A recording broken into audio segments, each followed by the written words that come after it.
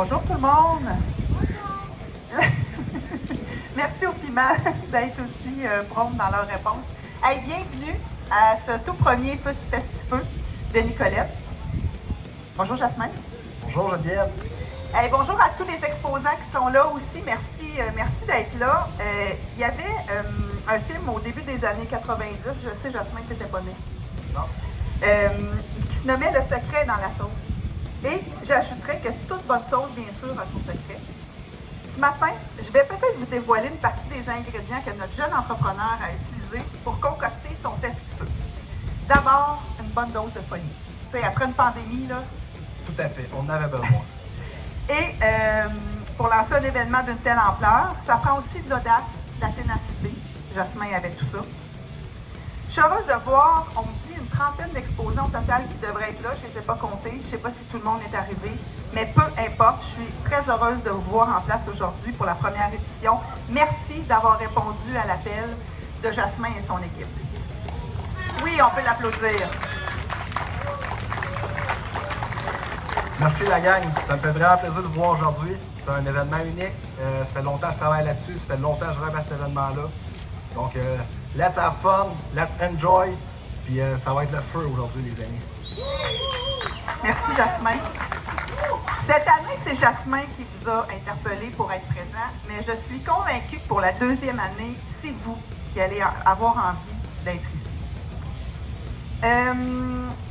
Bon, tous ces ingrédients réunis, mélangés à une programmation familiale, variée, agroalimentaire, culinaire, musicale, ne peuvent qu'attirer le succès. On m'a même dit qu'on aurait des travailleurs mexicains qui participeraient au concours de piment. Oui, parce qu'on a plusieurs travailleurs étrangers chez nous. Moi, je trouve que c'est magnifique d'avoir qu'ils soient inclus dans cette activité-là et je suis convaincue qu'ils partent avec une longueur d'avance. C'est encore drôle.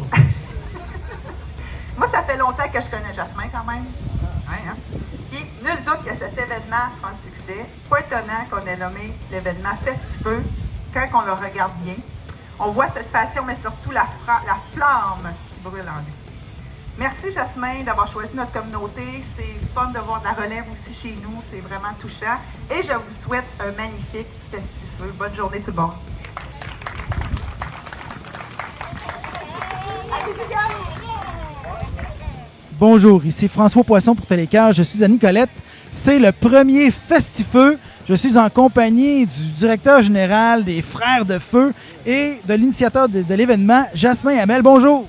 Bonjour, ça va bien? Ça va bien. Vous avez l'air quand même assez calme pour un organisateur d'événement. Ah, écoute, j'ai été stressé les quelques derniers mois. Donc aujourd'hui, ça se déroule puis on est confiant. Tout est prêt, les kiosques sont installés. Il y a déjà pas mal de monde. Fait qu'effectivement, tout, ça regarde bien. Je pense que oui. On a une programmation toute la journée. Vous pouvez nous en parler un peu? Oui, on va commencer avec des petites animations avec le TikToker Rich Chivaz qui va aller faire le tour des kiosques pour savoir qui est-ce qui est ici présent avec nous. Par la suite, on a des spectacles de musique tout au long de la journée, un petit peu d'animation. Il y a Adamo d'Occupation Double qui vient closer le show ce soir. Qu'est-ce qu'il fait, Adamo? Il chante dessus? Adamo, en fait, c'est un rappeur puis il va être là avec son groupe. Donc oui, c'est des musiciens. On a l'échelle de Scoville près d'un de vos kiosques là, pour savoir exactement là, où est-ce qu'on se situe selon vos produits sur l'échelle de la piquantité. Oui, c'est ça. En fait, l'échelle de Scoville, c'est le nombre de dissolutions dans une eau sucrée que l'on doit faire pour dire que le piment n'a plus aucune trace de piquant. Donc, un jalapeno commun, on va dire 2500, 5000 sur l'échelle Scoville. Puis nous autres, ce qu'on est ici pour le concours de malheur de piment, ça va jusqu'à 2,2 millions là, sur cette même échelle. Aïe, aïe, aïe! Il y a un des kiosques, ils ont mis eux, une roue. Puis, dépendamment de ce qu'on tourne sur la roue, il faut prendre l'équivalent en force de piment. Donc, y a-t-il de l'eau prévu à la proximité, du lait, toutes les choses? Pour... Oh, on a du lait et on va avoir de la crème à glace pour ceux qui sont trop brûlés. Parce que ça peut arriver, il y en a qui se brûlent les papilles carrément. Ouais, exactement. Ça vous est déjà arrivé? Tout le temps, chaque année. Parce que là, vous concoctez des piments, fait qu'il faut les goûter, évidemment, comme un bon chef.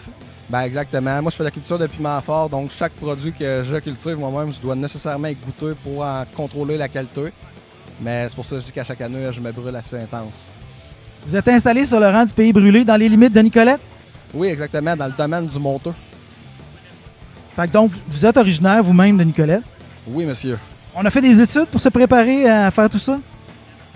Oui, j'ai fait des études en finance, en gestion de commerce et en administration. Mais c'est sûr que, point de vue agriculture, je me suis vraiment improvisé. Là. J'ai appris sur le tas. Même chose pour niveau chef cuisinier, donc c'est moi qui fais les recettes de sauce. Donc c'est vraiment la passion, je pourrais dire, qui a été la meilleure école pour moi. Combien d'employés chez Frères de Feu? Je suis tout seul chez Frères de Feu. Donc je fais tout à la main moi-même. Puis même chose pour le festival, je suis tout seul là-dedans aussi. Donc faire pousser, transformer, après ça canner, mise en marché. Mise en marché, distribution, dans le fond, une fois que j'ai fini d'étiqueter mes bouteilles, je contacte directement les épiceries puis je vais les placer moi-même sur leur tablette. J'ai fait mon propre marchandisage. J'ai travaillé comme marchandiseur pour la compagnie Labatt étant plus jeune. Donc j'ai un petit peu de connaissances dans le domaine. Avec les temps libres, on oublie ça. Non, pas d'amis, pas de blonde, j'habite chez mes parents, je travaille 70 heures semaine, la vie est magnifique. Parce qu'on fait ce qu'on aime faire. Oui, monsieur, mais tu sais, c'est pas vrai, j'ai plein d'amis. Aujourd'hui, si vous regardez sur le site du festival, plusieurs personnes arborent fièrement le chandail Frères de Feu. Donc, ils font partie de la famille. J'ai une très, très grande famille, puis ça me fait plaisir de tous les recevoir. Sinon, les hobbies, là, quand il y a des minutes de libre, qu'est-ce qu'on fait? On pense à comment on pourrait être meilleur. Ça marche. One Track Mind, on est taxé sur notre commerce, puis parfait. C'est comme ça qu'on réussit dans la vie. Là, il y a beaucoup d'exposants. Combien viennent du coin ici? En fait, les exposants qui viennent du coin ici, ça va être vraiment les exposants alimentaires, qu'on va dire, donc les barbecues. Sinon, pour les exposants de sauce piquante, il y a ma compagnie Frères de Feu qui est là. Mais mis à part ça, on a des exposants de partout en province. On a Pat qui vient de Sept-Îles. On a Barbecue Saint-Zacharie de la Beauce. On a JS du Saguenay, qui n'est pas encore arrivé, ça me fait penser. Mais sinon, on a des gens un peu partout au Québec, là.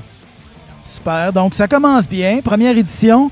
La mairesse qui a déjà dit que vous alliez avoir le support de la communauté pour une future deuxième édition. Donc, c'est le fun d'entendre ça. Ça promet, oui, monsieur. Ben, on vous en souhaite une bonne. Profitez-en. Puis, bon, le soleil a l'air de vouloir sortir. C'est juste un plus. On est confiant. Ça dure jusqu'à quelle heure ce soir? Jusqu'à 23h ce soir, les amis. De la musique, l'espace pour fêter, puis des amis. Exactement. Merci, Jasmin Hamel, des Frères de Feu. Ça fait plaisir, merci à vous.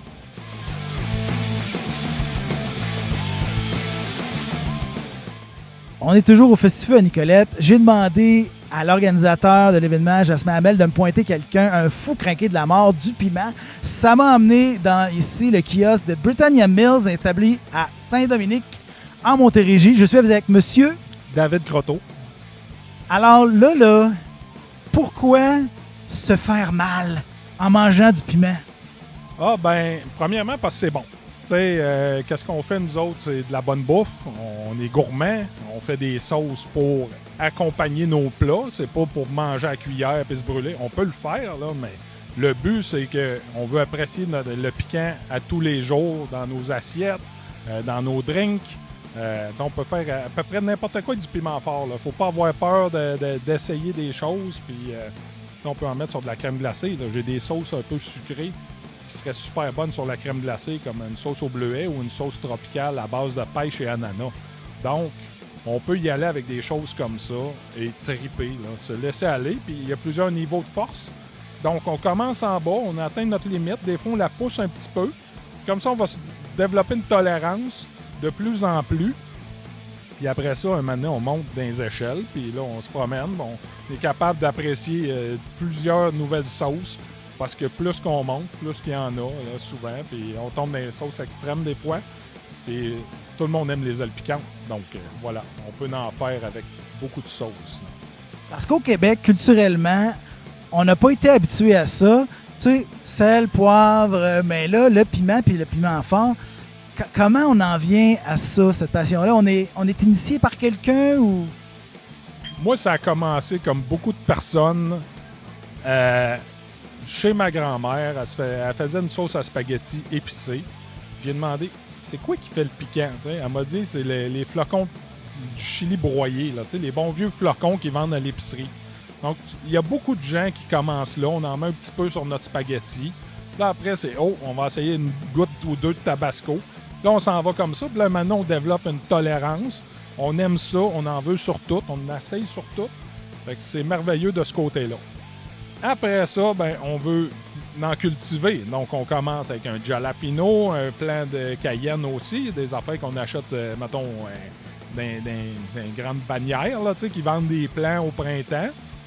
Puis là, on commence ça, on développe le goût pour ça, c'est le fun, puis en même temps, on apprend à jardiner. Après ça, ben là, on se met à regarder sur Internet, c'est quoi les autres sortes de piments. On s'aperçoit qu'il y en a au moins 8000 différents. Il y a plusieurs familles, donc il y a des piments qui ont des goûts distincts, des couleurs. On peut avoir des piments jaunes, rouges, bruns. Il y a des mauves initialement qui virent au rouge. Bref, il y en a à cette heure des blancs, des couleurs pêche. Bref, on a un éventail, on a un arc-en-ciel de feu. Donc, c'est simple comme ça. Fait qu'on, on s'en va puis on essaye des choses. Puis là, quand il y a des événements comme ici, ben là, c'est le temps de tester. Tous les producteurs sont là. On peut tout essayer les produits. Puis il y a des affaires flyées. C'est super le fun. Puis c'est super bon. Fait que venez tout le monde nous voir. Ça vaut la peine. C'est la première édition du Festifeu à Nicolette. Est-ce qu'il y a des choses qui se comparent au Québec? Est-ce que vous en faites d'autres événements? Des événements, des festivals piquants, il y en a très peu. Il y a lui ici cette année, il y en a un autre qui va avoir à Saint-Paul-la-Botsford dans un mois. Dans le passé, il y en avait un au Saguenay. Ça fait quelques années. Depuis le COVID, ça a tout scrappé les choses. Mais sinon, moi, je fais des kiosques. Je fais mon kiosque dans plusieurs festivals ou des marchés locaux. Je fais développer, faire goûter les gens pour qu'ils développent leur goût à ça et qu'ils apprécient. Donc, c'est très, très facile là, d'entrer dans ça et de s'habituer. Il faut juste respecter notre limite, puis avec ça, on va être capable. Faut pas sortir l'orgueil et dire il n'y a rien là, parce que souvent, on va avoir une belle claque d'en face. Là. À combien sur l'échelle de Scoville est-ce qu'on se met à pleurer des yeux? Ah, ça dépend de la personne. Il y en a qui ne pleurent jamais. Il y en a d'autres, c'est un petit peu fort, ça va les solliciter. Puis il y a des piments qui attaquent plus les yeux que d'autres. Ça dépend de beaucoup de choses. Mais quand je reviens à la base, respectez-vous. Allez-y. Quand c'est trop piquant, arrêtez là. Vous recommencerez. À un moment donné, le corps va s'habituer. C'est comme faire des haltères. Là, à un moment donné, on vient un peu plus fort, on est capable d'en prendre plus. Puis on s'en va comme ça. Il n'y a pas de course. Là. On a toute notre vie pour apprécier ça. Là. Donc, voilà. Ça pousse bien le piment au Québec? Ça dépend des variétés. Plus tôt dans l'entrevue, je parlais qu'il y avait plusieurs familles de piments. Nous autres ici, les meilleurs, c'est les Capsicum annuum, donc la famille des Jalapeno, des Cayennes, des choses comme ça. Quand on tombe dans les piments plus forts, le Capsicum chinense, ceux-là, on tombe là, dans des piments que ça peut prendre 140 jours avant maturité. Ça fait qu'on en ramasse un petit peu dans le plant, mais il y a beaucoup de pertes là, qui réussissent pas à venir à maturité. Donc, il y a des passe-passe qu'on pourrait faire, ça serait des tunnels ou des serres. Donc ça aussi, on peut étirer la saison puis aller en chercher un peu plus. Mais tu sais, on n'a pas le climat naturel pour ça, mais des bonnes étés, on est capable d'avoir en masse de stock pour faire des sauces pour toute l'année. Il faut juste planifier en conséquence puis d'en mettre un petit peu plus selon Mère Nature. Si elle nous fait un cadeau, elle va nous faire rusher une année ou pas. Donc voilà. En tant que producteur et goûteur par le fait même, on se brûle souvent la bouche. Oui, c'est sûr. Regarde, quand je fais ma plus forte, c'est sûr que même pour moi, elle est très forte. Là. Mais il faut la faire, il faut la goûter, il faut assurer la qualité. Donc, il faut penser à nos clients qui aiment ça dans ce niveau-là. Donc, oui, on se brûle la bouche à chaque batch. Donc, un petit peu ou beaucoup, ça dépend. Elle s'appelle comment, juste pour le fun, la plus forte? Ma plus forte que j'ai, c'est ma grande faucheuse. Ça, c'est mon line-up normal. Donc, elle ressemble à ça ici. Donc, bonne petite sauce au Carolina Reaper. Donc, le piment le plus fort au monde. J'en ai une bonne dose là-dedans. Des fois, elle est 9 sur 10 sur mon échelle à moi. Des fois, je fais ma 10 sur 10. Bonjour tout le monde. Ça fait mal. What's up les Chiliens? Ah, c'est bon, hein? Fait que la grande faucheuse, elle peut occasionner la mort? Non. À sueur intense, puis beaucoup de douleur en gorge, parce que le Carolina Reaper attaque la gorge. Mais c'est très, très bon, là, puis ça vaut la peine. C'est une belle expérience. Merci beaucoup pour ce piment 101, puis bonne journée.